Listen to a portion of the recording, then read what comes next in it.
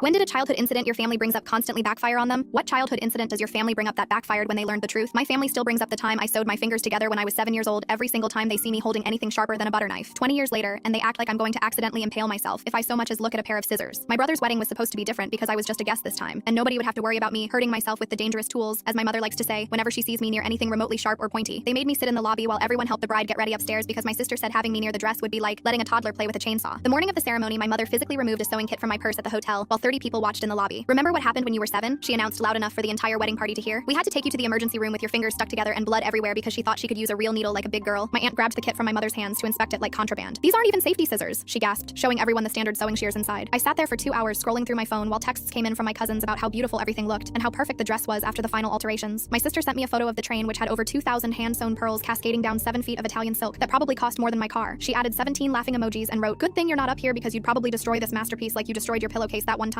I never destroyed a pillowcase, but they loved that story anyway. Their jabs came to a sudden halt when my 5-year-old nephew decided the bride's train looked like the perfect superhero cape. He grabbed it with both sticky hands fresh from eating chocolate donuts and yanked with his entire body weight while my brother's fiancé was walking toward the full-length mirror. The sound of ripping fabric was like thunder cracking through the suite. The entire train came off in one catastrophic piece, leaving jagged edges of torn silk where it had been attached to the dress. 7 feet of pearl-covered magnificence lay on the floor like a dead animal, while the bride stood frozen in her destroyed dress with exactly 53 minutes until she was supposed to walk down the aisle. My mother actually screamed when she saw it, and my aunt started crying about how the wedding was ruined while my cousins Googled emergency tailors knowing full well nobody could fix this in under an hour. The entire bridal party was in complete chaos with bridesmaids calling every seamstress in the city, and my family acting like the world was ending. My brother looked like he might throw up, and the photographer kept taking pictures of the disaster, like this was some kind of documentary about wedding failures. That's when the bride's sister burst through the door and saw me standing in the doorway where I'd come to investigate the screaming. Her face went from blind panic to complete relief in about half a second. "Oh my god, thank everything holy you're here," she said, grabbing my arm so hard she left marks. "She's the one who repaired and tailored my wedding dress last year," she announced to the room full of panicking people. It was the most magnificent job I'd ever seen. My mother immediately stepped forward, trying to block me from getting any closer to the dress. "Honey, this is our little accident-prone baby, and she has a history with needles that would make you cry," she said, putting her arm across my chest. She still lives in her college dorm room playing with fabric scraps and pretending she knows how to sew, but really she just makes friendship bracelets and sells them on Etsy for pocket money. The bride's sister looked at my mother like she just said the earth was flat. "Your little accident-prone baby reattached 2,000 individual crystals to my bodice by hand after the dry cleaner dissolved the original threading," she said, pulling out her phone to show everyone photos. "She charged me $8,000 and it was worth triple that because she did it in 4 hours." The room went completely silent. "She's the head seamstress at the most exclusive bridal atelier in the city," she continued, and my aunt dropped her coffee on the carpet. "The waiting list to get an appointment with her is 6 months." My mother started stuttering about childhood accidents, but the bride's sister cut her off, pulling out a massive roll of cash. "25,000 if you can fix this in 40 minutes, she said directly to me. I examined the damage while my family stood frozen behind me. The train had torn along weak points where the original seamstress used basic stitching instead of proper French seams. I turned to my mother, who was still clutching my sewing kit. "I need my tools back now." My sister laughed out loud. "You're going to destroy her dress even worse." I looked her dead in the eyes while threading a needle without even glancing at my hands. "The only thing I'm going to destroy is your perception of me." 38 minutes later, I had the train reattached with reinforced couture seaming and reorganized pearls, creating an ombre effect the original never had. The bride was crying happy tears while her sister documented everything, calling it literal magic. She handed me $25,000 in cash while my mother stood in the corner looking like she'd witnessed an exorcism.